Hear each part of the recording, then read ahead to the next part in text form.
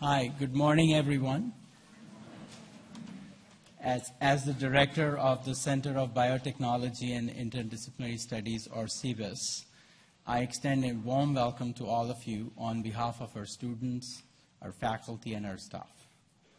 CBIS is 10 today.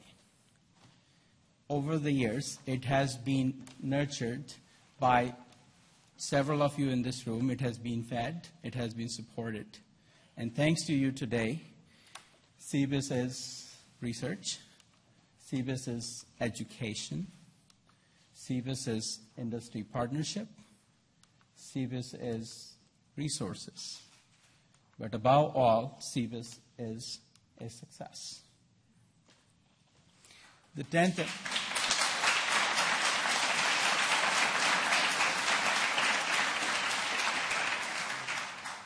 Thank you. The 10th anniversary gives us an opportunity to celebrate the achievements of our students, faculty, and staff, and also to acknowledge the partners on this road to success, including the Icahn School of Medicine at Mount Sinai.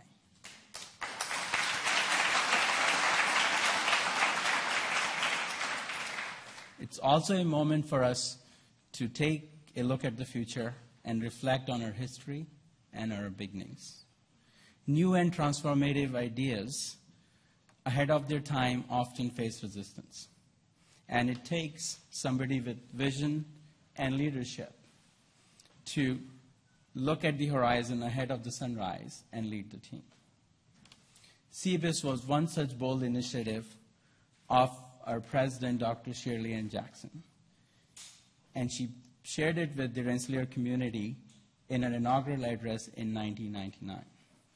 I quote, "Biotechnology is a field whose impact is so great, so full of promise, so well suited to Rensselaer that we simply must drive our stake into the ground of this new frontier.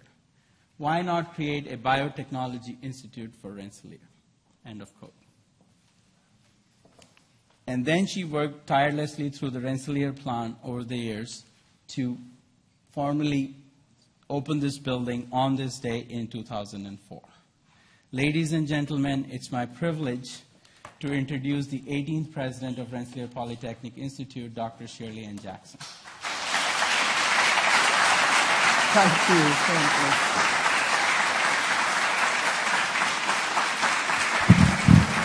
Thank you. Well, good morning. And thank you, Deepak. I appreciate that. Welcome, everyone, on this very happy occasion, because today, as we celebrate the 10th anniversary of our magnificent Center for Biotechnology and Interdisciplinary Studies, or CBIS as we call it, we are really celebrating the dynamic force that is Rensselaer Polytechnic Institute, and a vision realized with the help of so many of the people in this room and across the Troy campus, and with the support of our own Board of Trustees. Now, since our keynote speaker, Dr. Scott Friedman of the Icahn School of Medicine at Mount Sinai, will offer us a sweeping summary of the history of biotechnology, as well as a view to the future, what I will do is to provide a brief history of biotechnology here at Rensselaer Polytechnic Institute. As Dr. Vashishth has said, at my inaugural ceremony as the 18th president of Rensselaer, 15 years ago this month, but who's counting, I posed a few fundamental questions to try to help the entire Rensselaer community think about ways to really accelerate the movement of Rensselaer to the forefront of the world's great technological universities. And so I ask everyone to consider the core strengths that Rensselaer could build upon in its research endeavor. I asked them to consider this as well, and I did ask, are there areas that are so vital that we must create a presence in them in order to stand in the community of world-class universities? Now, in fact, I named 3 such areas. The first 2, information technology and applied mathematics, were fields in which Rensselaer already was strong and reasonably could hope to rise to preeminence in a short time with intelligent investments. But then I named an area in which Rensselaer was relatively unknown, even though it had a few really superb people here. But it was one that held such promise for humanity that we were compelled to address it, and that was biotechnology. Now, both healthcare and agriculture already were being revolutionized by advances in the life sciences and bioengineering. And I saw that Rensselaer could not afford to miss this moment, when looming large were new opportunities to fight disease, to develop more effective therapeutics and tools for diagnosis, to regenerate and engineer tissues, and to improve industrial processes and products using the tools and methods devised by the cleverest of all engineers, nature. Now, admittedly, as Professor Vashishth has intimated, there were people at Rensselaer who were worried at the time that in aspiring to influence within a new sphere, we might stretch ourselves too thin. However, biology itself was being transformed as the visualization and manipulation of individual molecules, and indeed the genome itself, were becoming increasingly important. And as the life sciences focused more and more on phenomena that could be mathematically described, the life sciences increasingly drew on an understanding of systems, on computation, on design-driven research. And reciprocally, engineering and the physical and information sciences increasingly were addressing problems in the life sciences and using the insights of biology as inspiration for man-made innovations. And so it was not so much that Rensselaer was moving into biotechnology as that biotechnology was in fact moving towards Rensselaer, towards our history, our strengths, our mission, and our ambitions for the future. Now, fortunately, the Board of Trustees embraced this vision, and the Rensselaer Plan, approved in May of 2000, promised that we would make dramatic investments in biotechnology. And so today we sit within the most dramatic investment of all, over $100 million to build and to equip our Center for Biotechnology and Interdisciplinary Studies, one of the world's most advanced centers for biotechnology research. Now, I had challenged us to emerge a leader in biotechnology. You know, why do it if we didn't intend to lead? And that simply could not have happened without laboratories and equipment, technology, that allowed for world-class fundamental research in the life sciences and for innovation in bioengineering. In conceiving CBIS, we focused on 4 areas of promise that built on our existing strengths: biocatalysis and metabolic engineering, computational biology and bioinformatics, tissue engineering and regenerative medicine, and integrative systems biology. Now, these 4 points of focus determine the constellations of star faculty we would assemble. Constellations were even controversial then. But it also determined the kinds of research within those constellations that we would build upon to create a broader portfolio of research and the core facilities we would need in our center.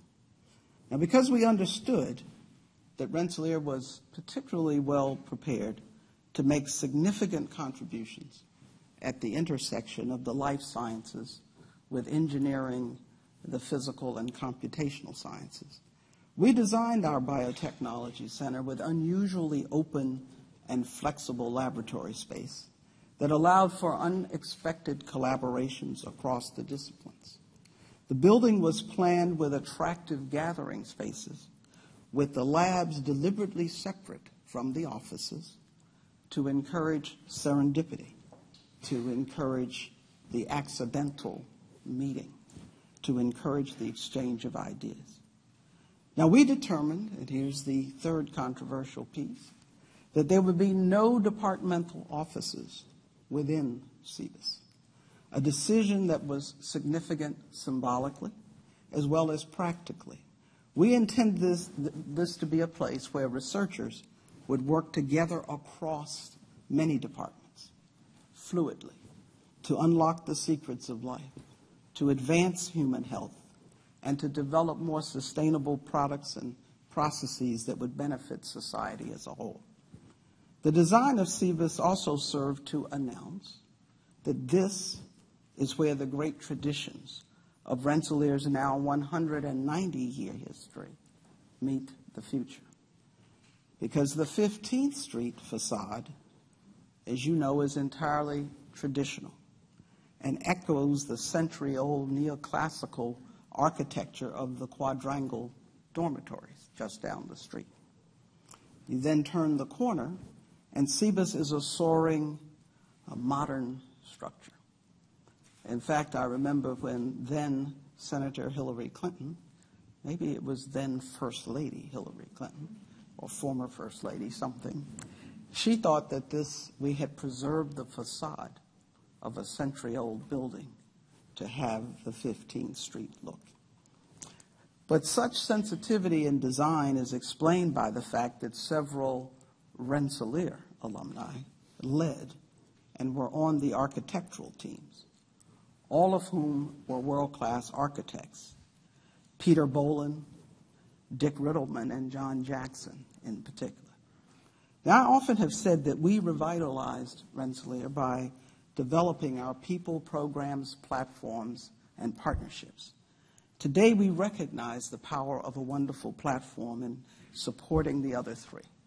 And as we had hoped, CBIS expanded and helped to revitalize the overall research enterprise of Rensselaer Polytechnic Institute very dramatically.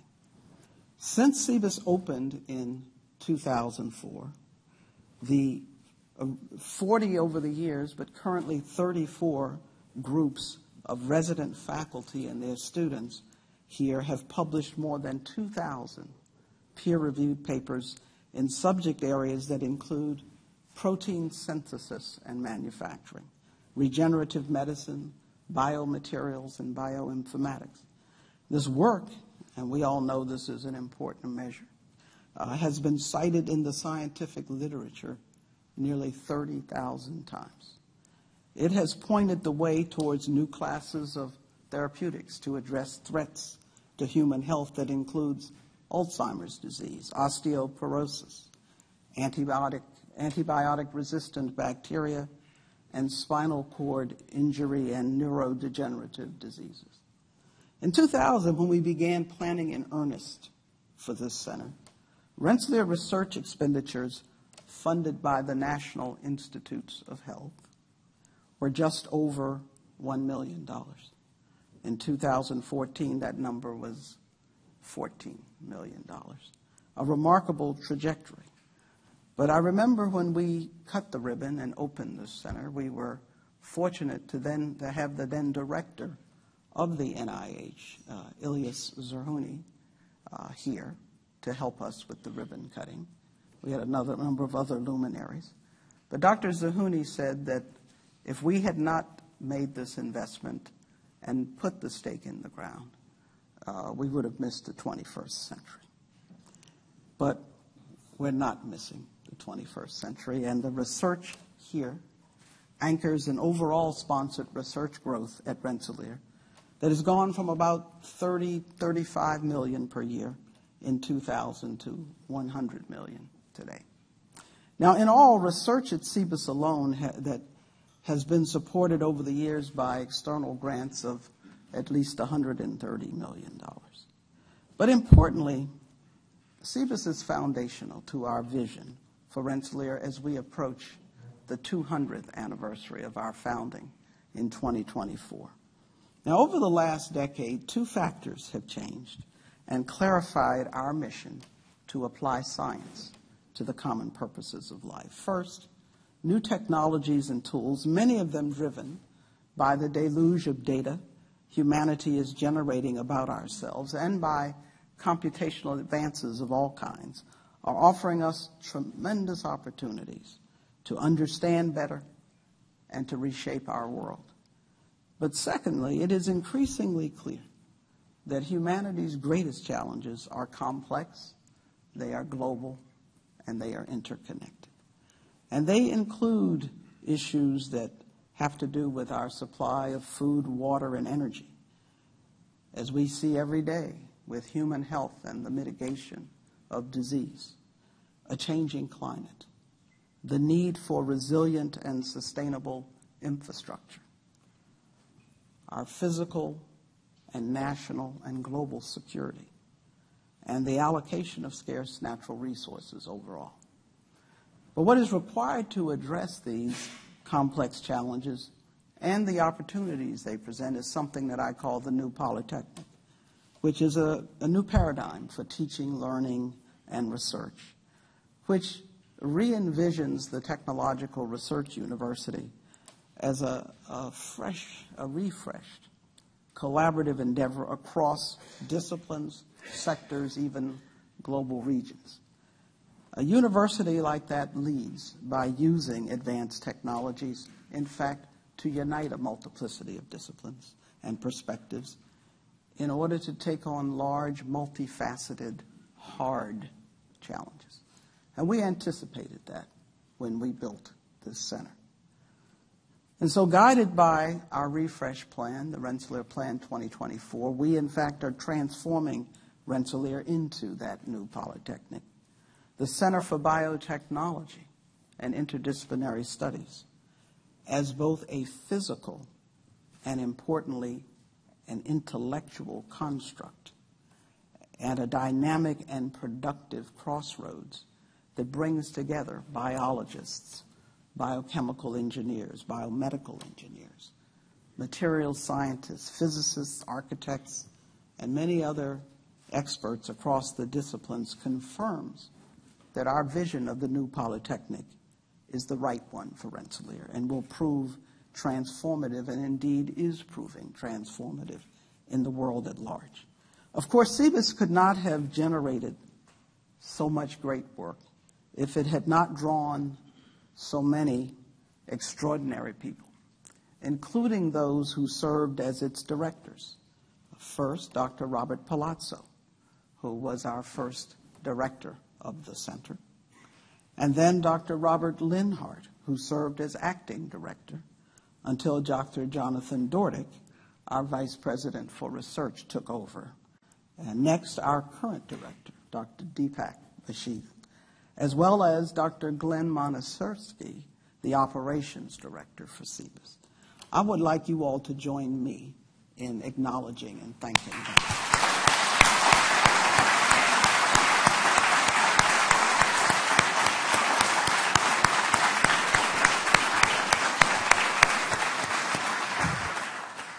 Now, CBIS also has helped us to draw star faculty, beginning with Dr. Linhart, the Ann and John H. Broadbent Jr., class of '59, senior Constellation professor of biocatalysis and metabolic engineering. Is Dr. Linhart here? There you are.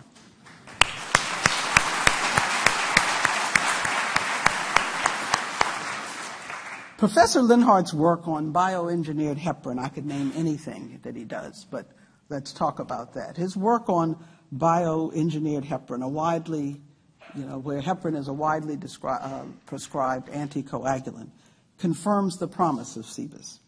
Currently, you may know, pharmaceutical heparin is derived from pig intestines and is subject to contamination, deadly impurities, and even adulteration with counterfeit drugs, which in 2008, in fact, led to the deaths of 81 people here in this country alone. Professor Linhart and his team have created cost-efficient and scalable recipes for safe synthetic forms of heparin, and currently are working to bring them to market. Another distinguished scientist to join CBIS early in our history is Dr. Angel Garcia. I don't know if he's here today, but let's...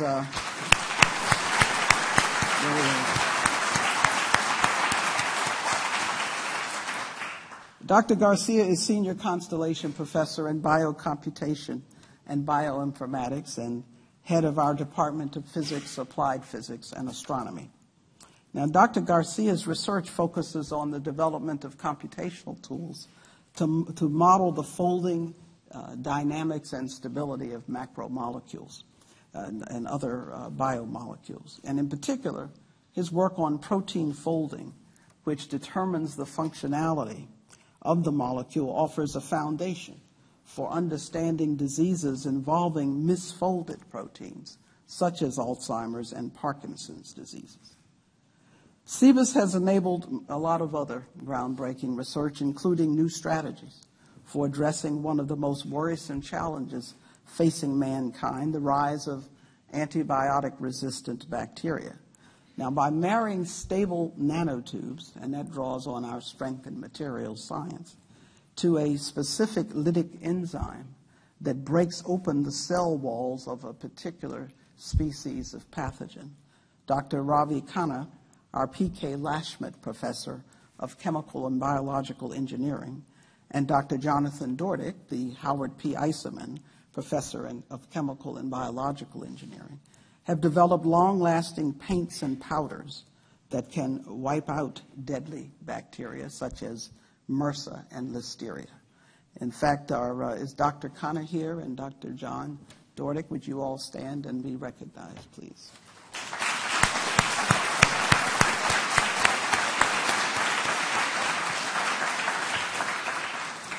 CBIS also has forwarded the careers of many younger faculty members, such as Dr.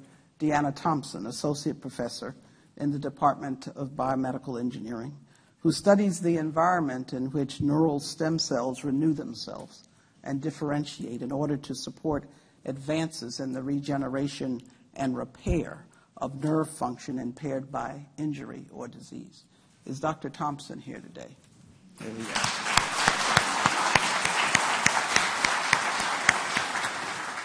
Now, I could go on, but in addition, CBIS has become a magnet for talented students, some of whom I see here, across a range of disciplines. Nearly 1,000 undergraduates have had the remarkable experience of participating in the research effort at CBIS over the last decade, and 200 Ph.D.s have been awarded to CBIS graduate students. Now, let me digress for a moment, because one other thing people worried about, there were many worries when we talked about doing this and having a non-departmental based center, was what was going to happen to graduate students, to undergraduate students. What would this do to our undergraduate teaching? So I want you to just keep the statistic in mind. But we've produced a number of outstanding PhD students. And one of those students was Dr. Brian Bradkey, who received his undergraduate and this year his doctoral degree in biomedical engineering from Rensselaer. Dr. Bradkey is the co-author of a study with Professor Vashishth that demonstrates that a compound called PTB, some complicated name, can dissolve the sugary impurities that cause bones to become brittle and to stop regenerating with age. I better talk to you after this session. Now, this discovery holds tremendous promise for therapeutics for osteoporosis. And it must be noted that the final stages of this collaboration took place while Dr. Bradkey was serving as a fighter pilot with the New Jersey Air National Guard in Afghanistan.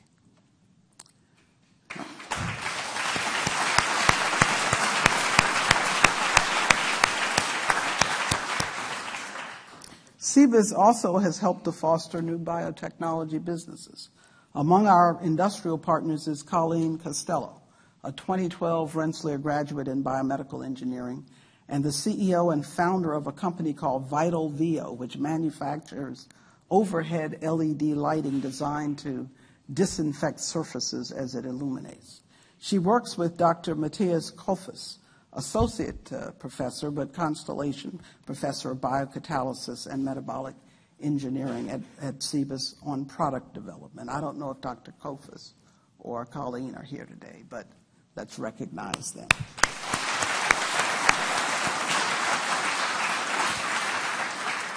Now, CBIS, combined with our strengths in data science and computation at the Rensselaer Institute for Data Exploration and Applications, or the Rensselaer idea, also has brought new academic and research partners to our biotechnology enterprise. We are particularly proud of our new partnership with the Icahn School of Medicine at Mount Sinai, a highly distinguished independent medical school that now is affiliated with Rensselaer, enabling the two institutions to connect biotechnology with clinical research and clinical practice and biomedical research, and patient data with a remarkable computational ecosystem at Rensselaer. And that system, as you know, includes AMOS, our supercomputer, the most powerful supercomputer at an American private university. I have to get that in. I'm a president. And Watson, the IBM cognitive computing system that offers tremendous promise as a data synthesizer and advisor in healthcare discovery. Now, the faculties of Mount Sinai and at Rensselaer have begun working on their first joint research projects, and new educational opportunities are benefiting the students of both schools. This past summer, the first 3 Rensselaer undergraduates participated in Mount Sinai's prestigious Summer Undergraduate Research Program. Like Rensselaer, Mount Sinai understands the value of unexpected connections. Its FlexMed program allows college sophomores to apply for acceptance to medical school early and then to continue their college careers free of the traditional pre-med requirements. In other words, they're able to pursue their own multidisciplinary and disciplinary interests. They can do work at the nexus of medicine and economics, or in mechanical engineering, or the electronic arts. Now, since our affiliation, the first Rensselaer undergraduate, in fact, has been admitted to this program, and she will matriculate as a medical student at Mount Sinai in 2016. So clearly, for any student interested in biomedicine, an educational experience that spans both Rensselaer Polytechnic Institute and Mount Sinai is likely to be particularly enriching. And our keynote speaker today is the product of just such an education and is an example for all of our students of what we mean when we challenge them. Again, why not change the world? Dr. Scott Friedman received a Bachelor of Science from Rensselaer in biology in 1976, way before the Biotech Center, and then received an MD degree from the Icahn School of Medicine at Mount Sinai in 1979. Clearly a brilliant Rensselaer grad. Now today, Dr. Friedman is the Dean for Therapeutic Discovery and Chief of the Division of Liver Diseases at the Icahn School of Medicine. He has conducted groundbreaking research into the underlying causes of scarring or fibrosis in chronic liver disease, and was the first to isolate and characterize the cell largely responsible for scar production. His work has inspired a new field of therapeutic research, with new anti-fibrotic therapies now reaching clinical trials. He has published over 300 scientific articles and is among the most cited investigators in history on the subject of liver disease. Dr. Friedman is a highly respected clinician as well as researcher and is listed as among America's top doctors. He also has been honored for his teaching. He has held a number of national leadership positions, including the presidency of the American Association for the Study of Liver Diseases. Among many other honors and awards, he has won the International Hans Popper Prize for Liver Research in 2003. In 2013, he was elected as a fellow of the American College of Physicians. That is very prestigious. Dr. Friedman's appointment in 2012 as Dean for Therapeutic Discovery at Mount Sinai recognized his gift for translating basic science into therapeutics. He currently consults for over 40 pharmaceutical and biotech companies and oversees the innovation ecosystem at Mount Sinai, which now happily encompasses Rensselaer and CBIS as well. Now, our partnership with them is proof positive of a vision realized, that the right focus and investment to create a world-class biotechnology platform and program at Rensselaer would bring together brilliant people in many different disciplines, all addressing the key challenges of our time. And so we are so happy that Dr. Friedman is here with us to celebrate this anniversary. And so I'm very delighted to present an extremely accomplished alumnus and a great friend to Rensselaer Polytechnic Institute, Dr. Scott Friedman. That was very generous. Thank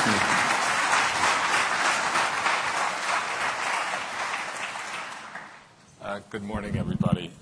First of all, I want to extend my gratitude to Dr. Jackson for those generous comments, as well as for an unbelievable, humbling privilege to be here representing Rensselaer as a graduate, a very proud graduate, where my career really started, and also my other alma mater, the Icahn School of Medicine at Mount Sinai. I also want to thank Drs. John Dordick and Deepak Vashishth, Wolf Matson, who have been great partners as we've embarked on this wonderful crusade or partnership together to really link so many important elements of biomedicine and discovery. Let me just...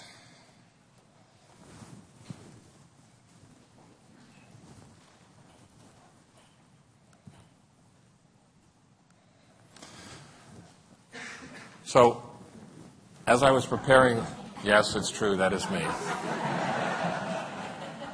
As I was preparing this talk, I shared my excitement over the invitation with some of my RPI classmates. And they reminded me that the guiding principle or the motto of the school is knowledge and thoroughness. And that never had greater meaning than when I reflected back on what RPI had provided to me in terms of the skills that became so essential as a physician, as an investigator, and ultimately as a leader. And for that, I'm very, very grateful to Rensselaer.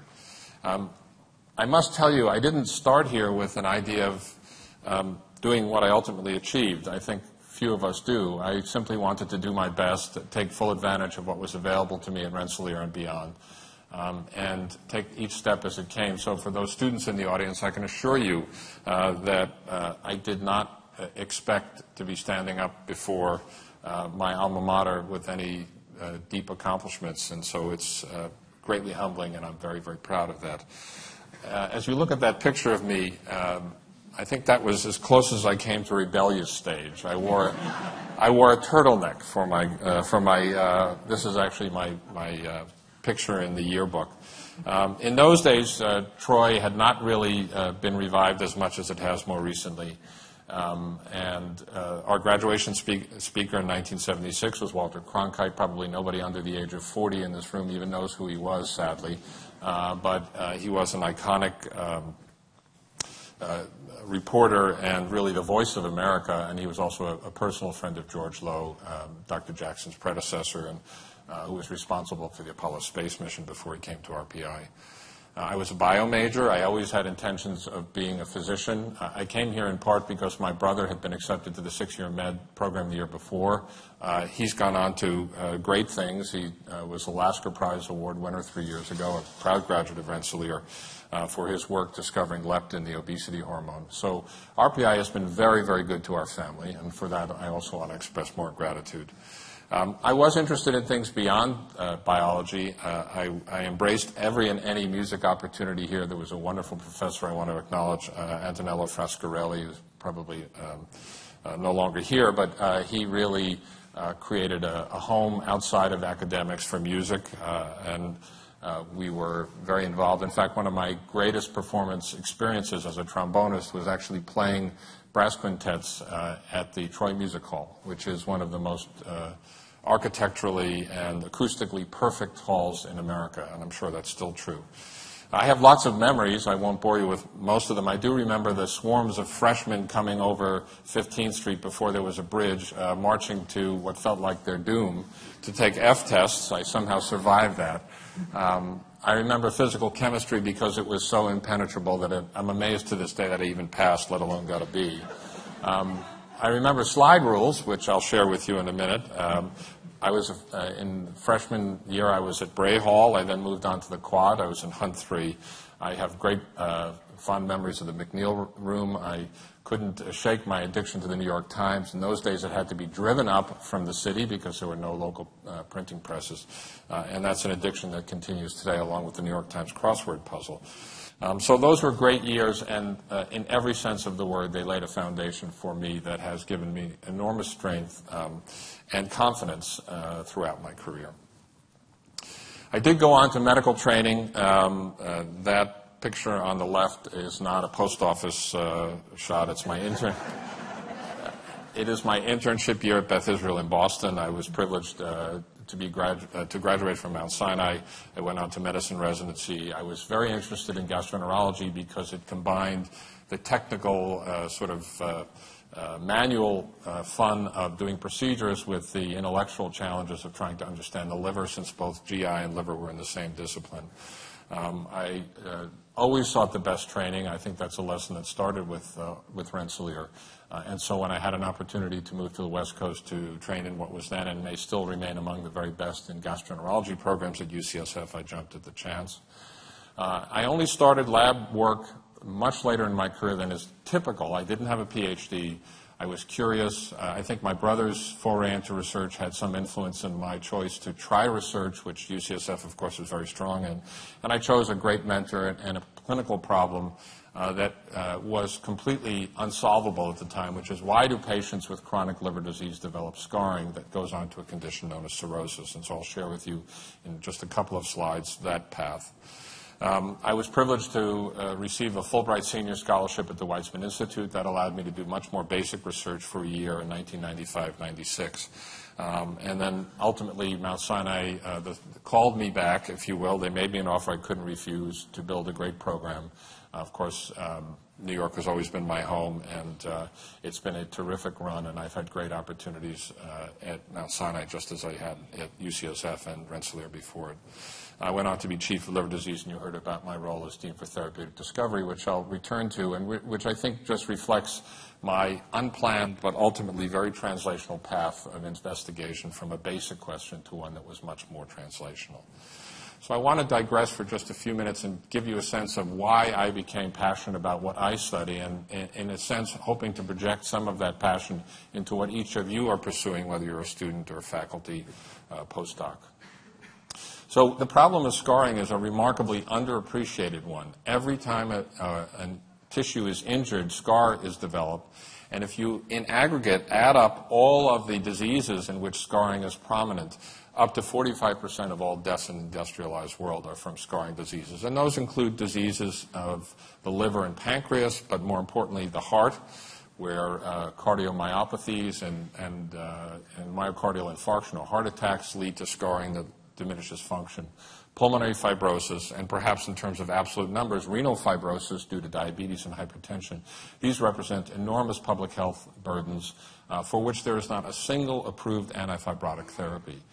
And so, as I mentioned, when I started out in research, I was really just simply trying to solve a problem that resonated with me as a clinician, because I was first and foremost a physician. And that was this idea about scarring in the liver. And so we set about to study a cell that had previously really been underappreciated, that you see here with the white arrows that are colored in blue, the so-called hepatic stellate cell. It's a resident cell of the liver.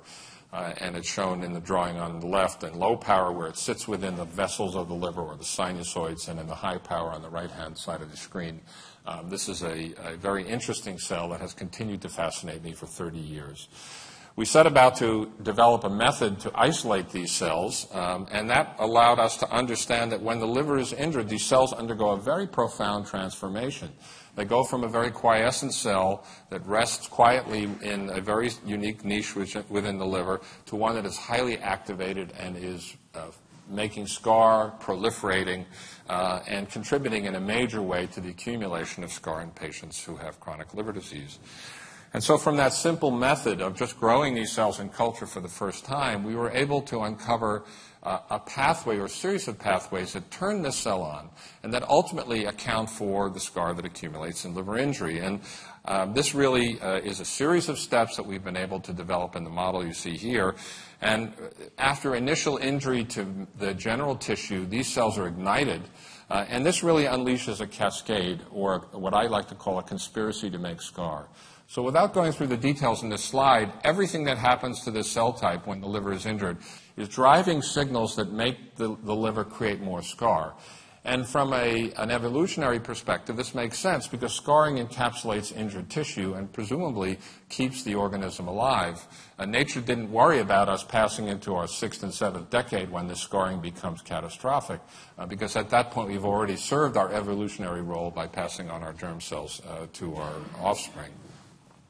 And then ultimately what we're really focused on is this section in the lower left-hand corner, because if we're going to reverse or stop this cascade, we need to understand how to resolve scar. And that's really where we're at now. We're really at the leading edge of a new era in which we're developing new anti-scar therapies based on this paradigm you see here and parallel pathways that are occurring in kidney, lung, pancreas, heart, brain, bone marrow, and skin.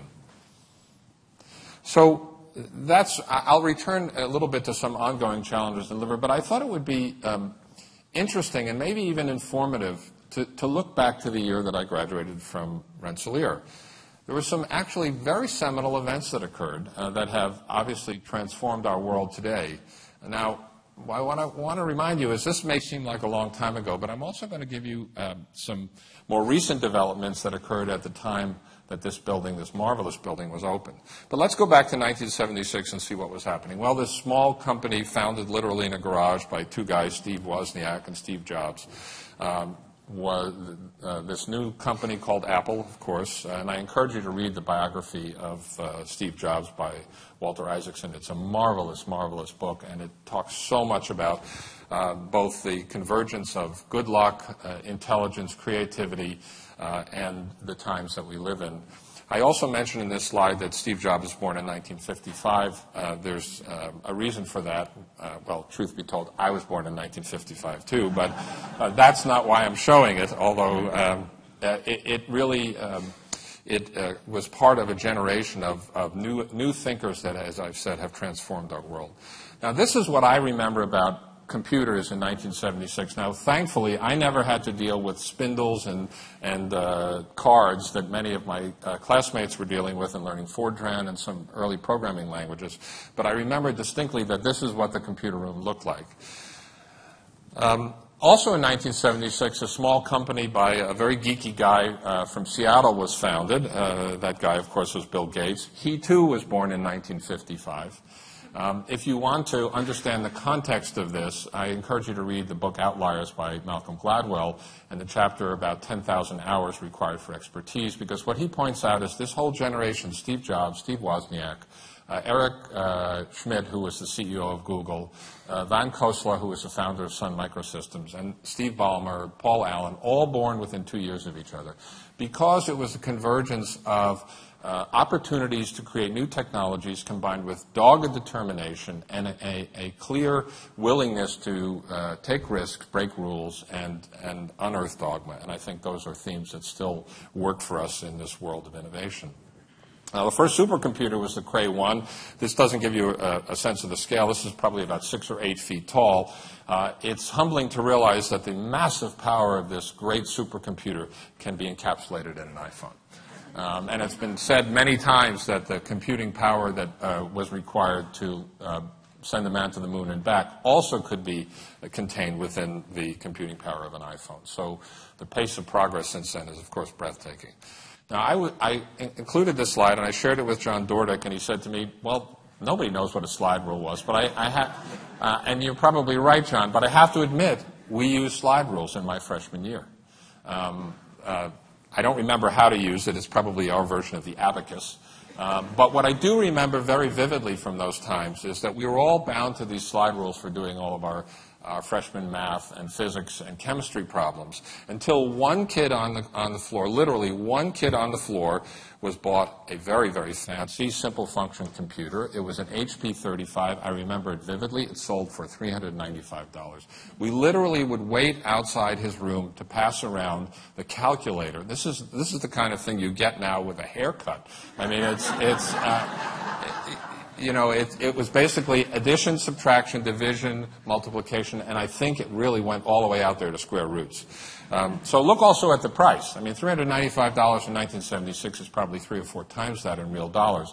So it tells you something about not only the pace of innovation, but the relative decrease in cost. And I was reminded of this morning on my way up because my daughter is living in London. And given that it's 5 hours later there, I decided that since it was 6 o'clock in the morning here, I would FaceTime with her on my Apple phone. And then I suddenly remembered that in 1965, when we visited the New York World's Fair and they talked about the technology of the future, they showed a video phone with a little screen about this big and a tube about yay long. And that was somewhere off in the distant future. And here we are, of course, in 2014, using a technology that we couldn't have even conceived of, transmitting it through a technology that wasn't even on anyone's radar, at least in the real world of Internet. And now I'm having a video chat with my daughter to London, real time, no cost. So it's just a stunning series of progressions through technology. What about biomedical engineering in 1976? After all, this fantastic building really recognizes some of those fundamental strengths and, of course, the vision of Dr. Jackson.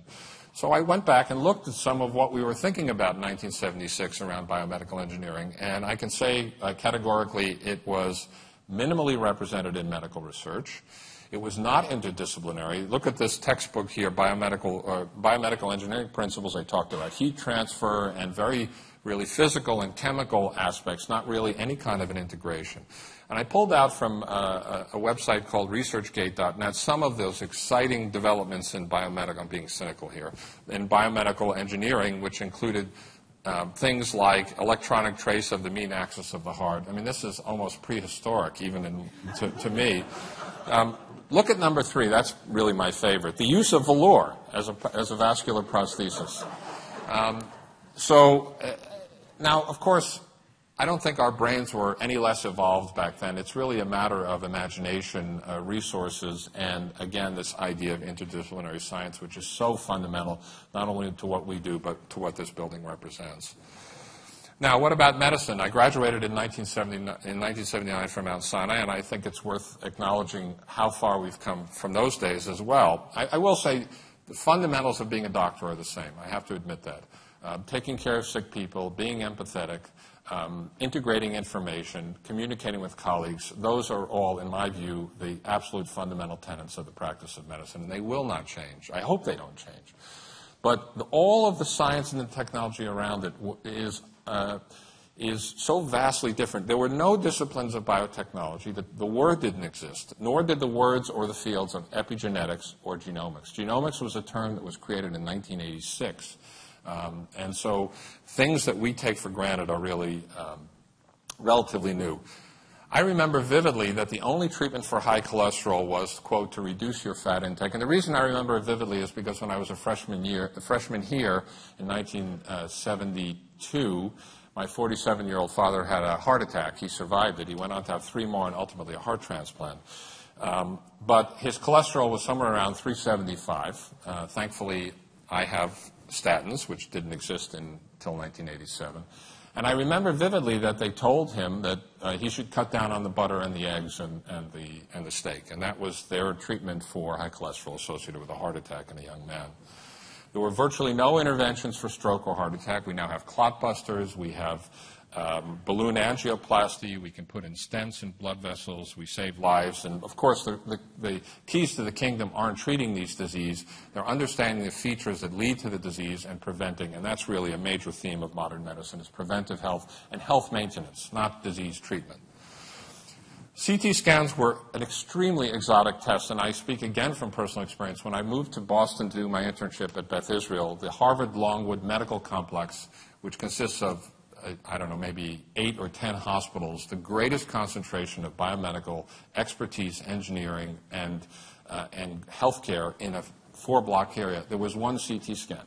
One CT scanner. And I remember vividly because when I had a patient who had a suspected stroke, I had to drop everything and go escort that patient to a different hospital down the block by ambulance so that he could have a CT scan. All we had before that were ultrasounds.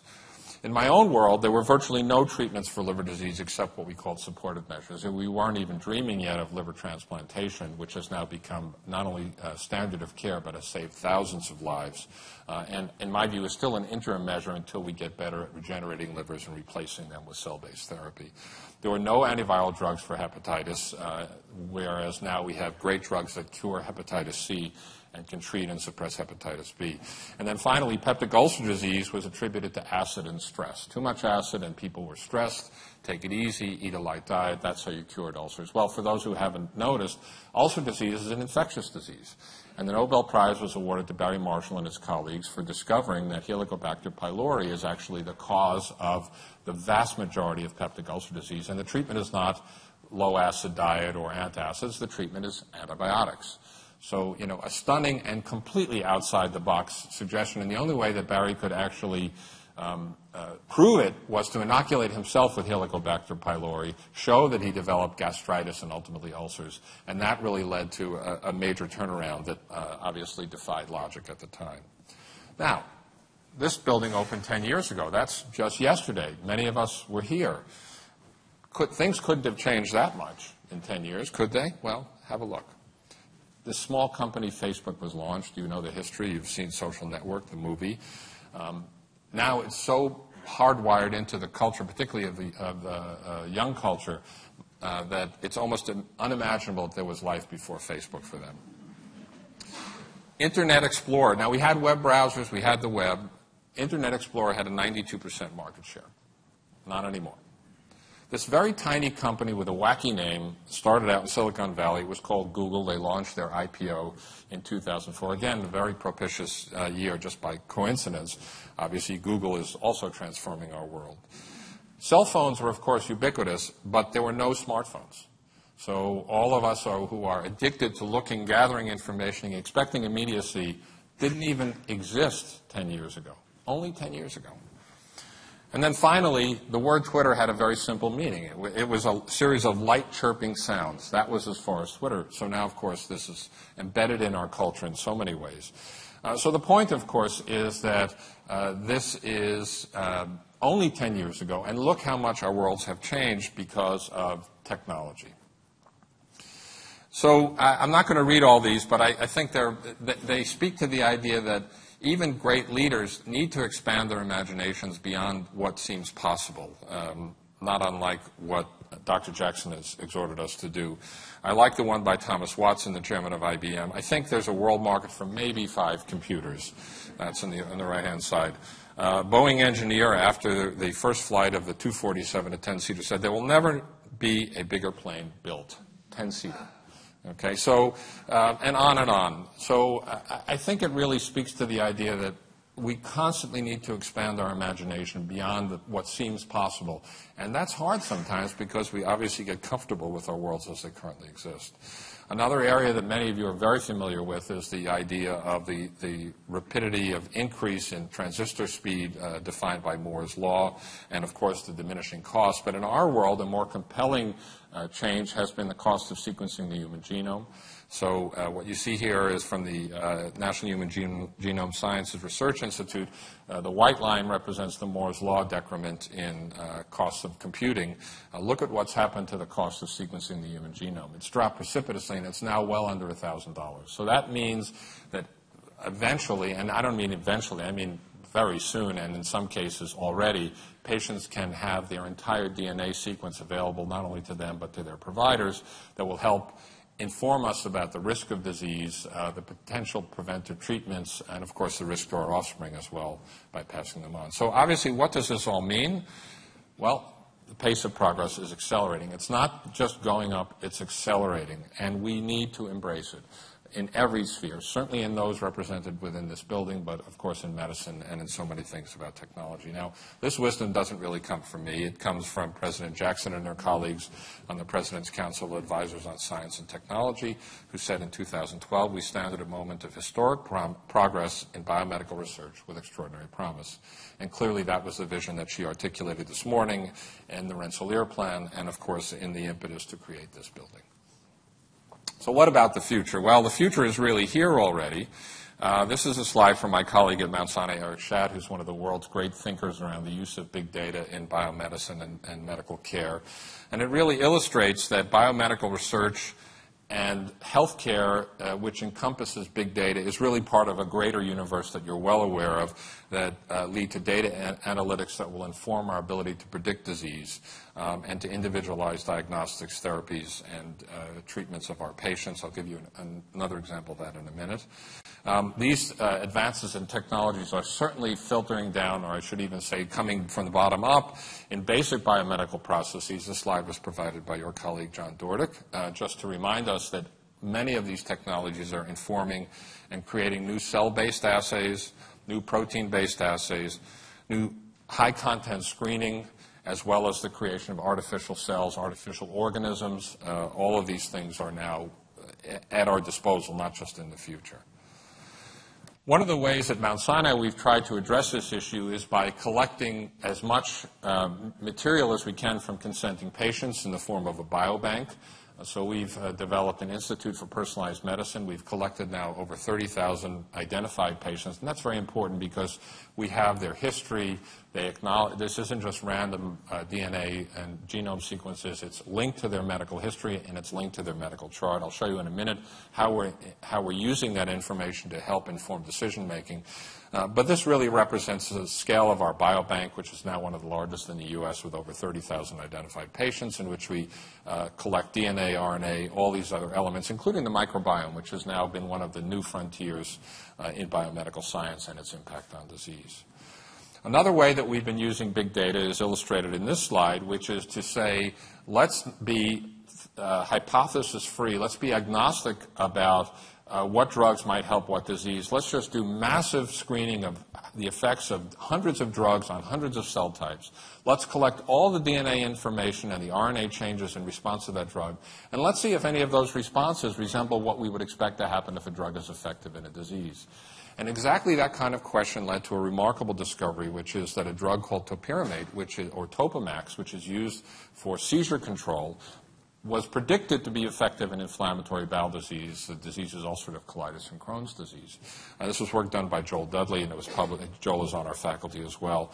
And what they said is, well, we have no idea why this drug works, but the data tell us that this drug should work in this completely unexpected disease, and sure enough it did. So sometimes these kinds of approaches, which are agnostic and hypothesis-free, will generate new insights, shed new light on disease pathogenesis simply by harnessing the power of big data to answer questions in a completely new way.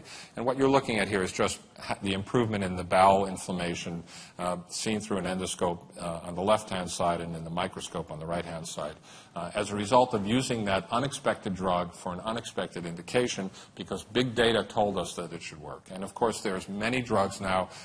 One of the challenges in drug discovery that I'm learning more and more about is that taking a new chemical entity and passing it through the many stages of development to assess safety is not only a very long, but it's a very inefficient process. And often you end up with drugs that are marketed, and only then, because they've been given to thousands instead of hundreds of patients, do we realize that the drug has a notable toxicity in a subset of patients. And in fact, most drugs that are pulled from the market after licensure are because of liver toxicity, interestingly enough, because we completely lack rational approaches to predict liver toxicity from drugs. But this kind of an approach that I'm showing you here circumvents that by taking drugs that are already out there, in which we have massive amounts of safety data to avoid this encumbrance of regulatory pathways to assure us that the drug is safe.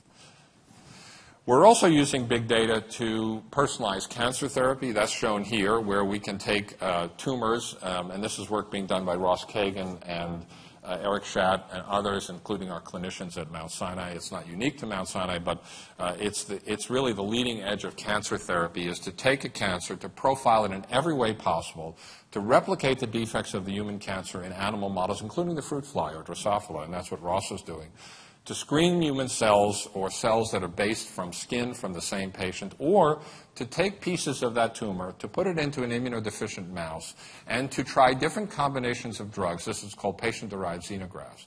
And so, and there's a company called Champions Oncology. We're working with them in our cancer center to take that tumor from that patient to screen many drug combinations that in a rational way based on all of this prior characterization. So you come up with the right combination for the right patient and in enough time so that you can have an impact on the outcome of their cancer. So this is really being done in isolated cases. Our intention is to scale this up so that cancer, that particularly exotic or difficult to treat cancers are treated with a personalized approach that are incorporating all of this data that we can now accumulate and characterize.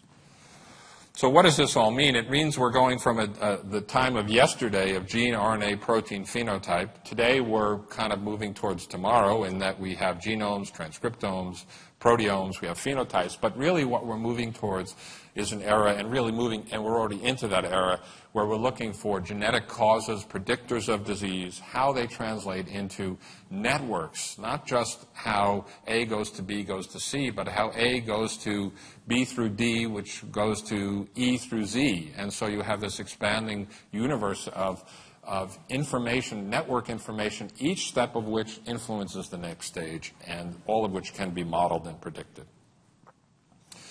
What about in the medical care arena? Well, these are actually all current technologies. So I need to expand my imagination because it's hard for me to imagine what's going on beyond what I'm about to show you, because to me this is pretty revolutionary. Well, part of it is just something we've become accustomed to, which is as patients having immediate access to online information, to our own health care. The website you see in the upper half of this slide is actually our own MyChart, which is Mount Sinai's link from patients to their medical records. We use a medical record platform called Epic, which is one of the most dominant in the U.S. And I, as a patient, and I use this, can find out my lab results. Instead of calling and waiting in the doctor's office and having the doctor call you, you just log on, your data is right there. Now, of course, that's it's protected in a sense not only by good privacy constraints in the software, but also the doctor has to release the record. So if it's a worrisome result, they're going to call you first. They're not going to just say, go look at your lab, and then you call them up frantic because something is abnormal.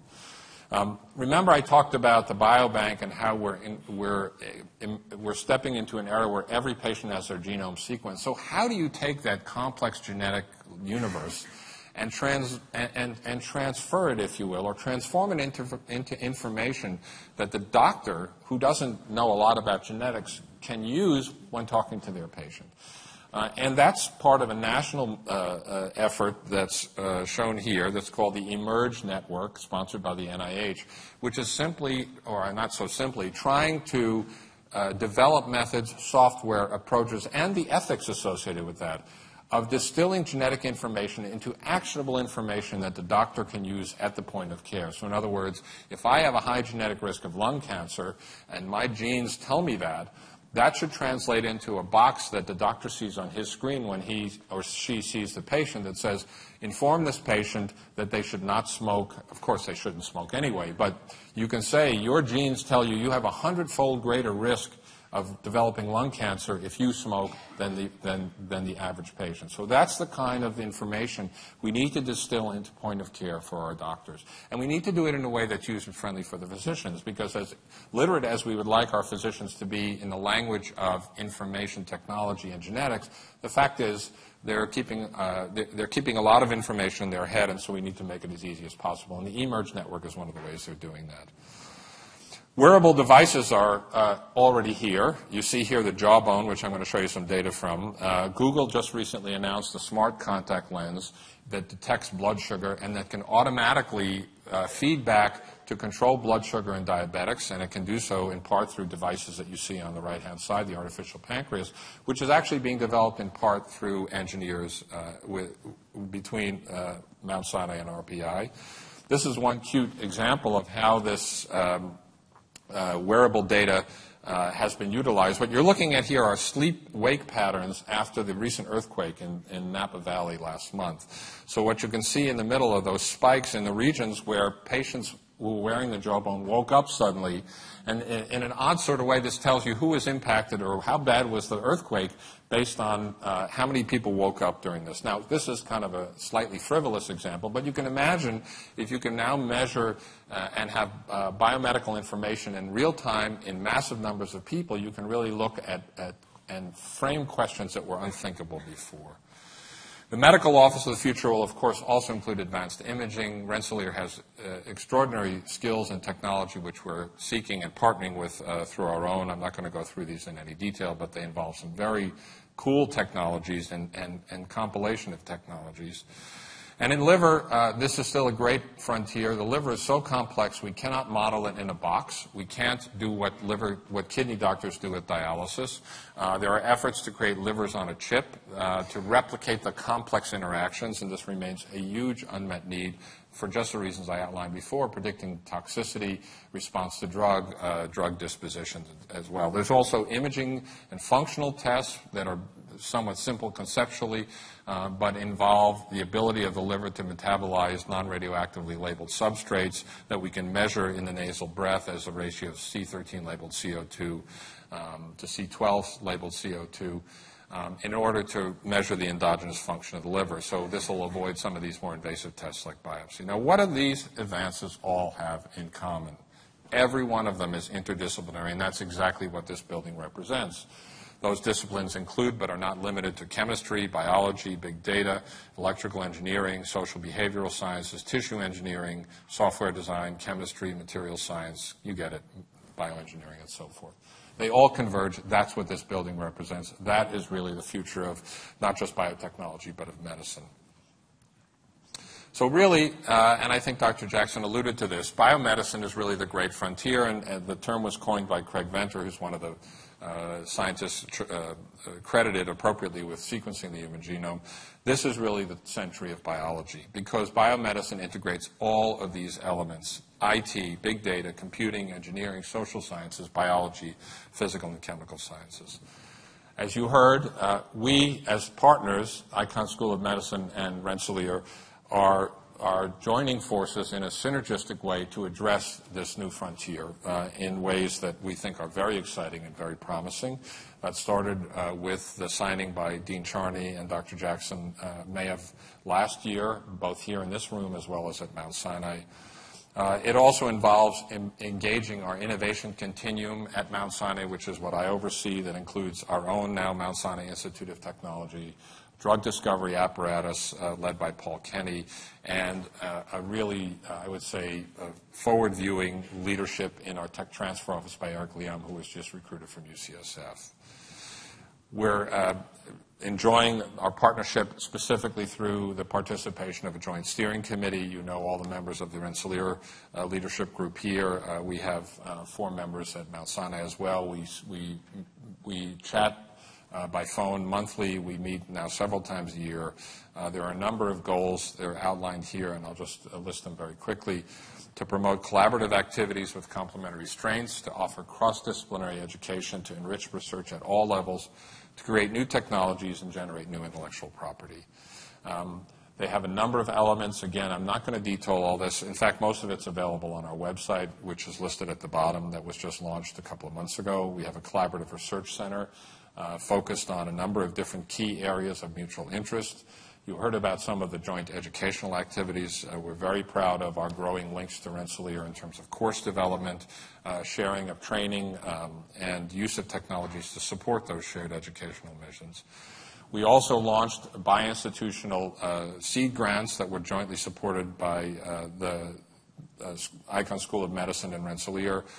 Here's the listing of some of the topics of those projects: hepatitis C inhibitors, compartment syndrome, vascular progenitors, and so forth. So a very broad array of expertise that really represents some of the great complementary strengths between our 2 institutions.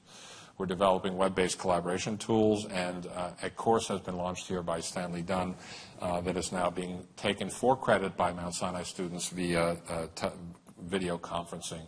And we, in turn, will offer a course at Mount Sinai that will be shared with Rensselaer as a starting point, but we expect that to expand.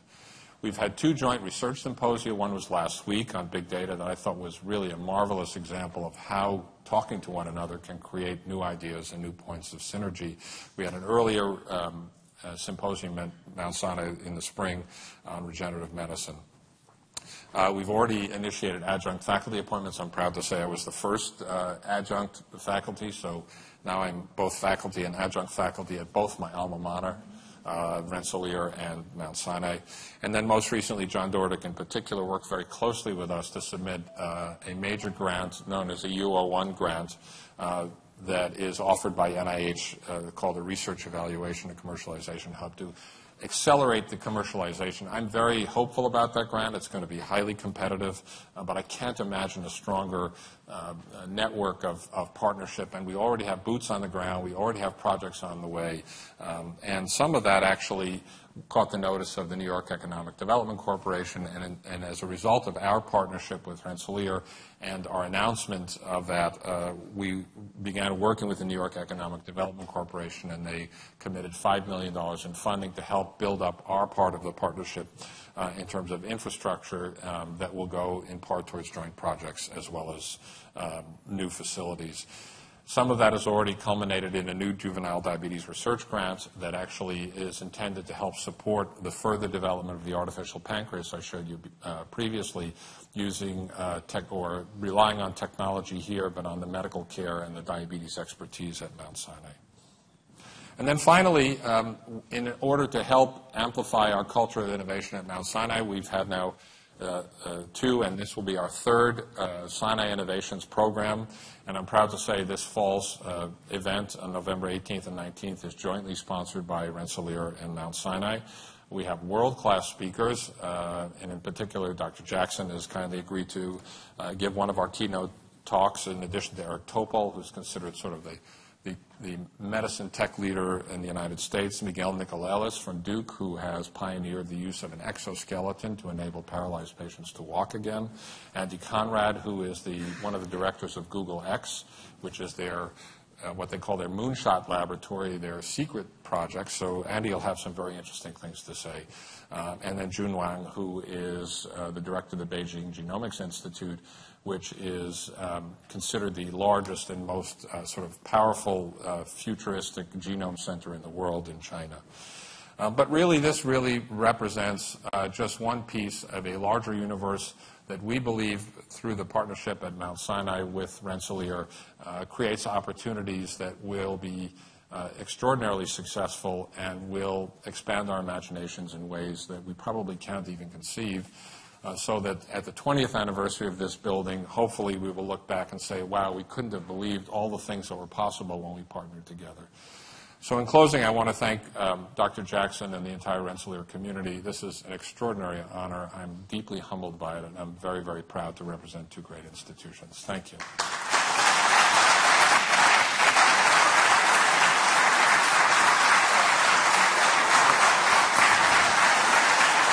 Thank you. That was fabulous. Don't go away yet. Okay. I need a little biotech to make me stronger. Dr. Friedman, thank you so much. That was fabulous. This is a little token to thank you for gracing us and doing us the honor of giving us Keynote. Thank you all very, very much. And then we would like to invite everyone to join us outside for a little buffet lunch and to see some of what our faculty and students have been up to. Deepak, do you have any final comments you wish to make?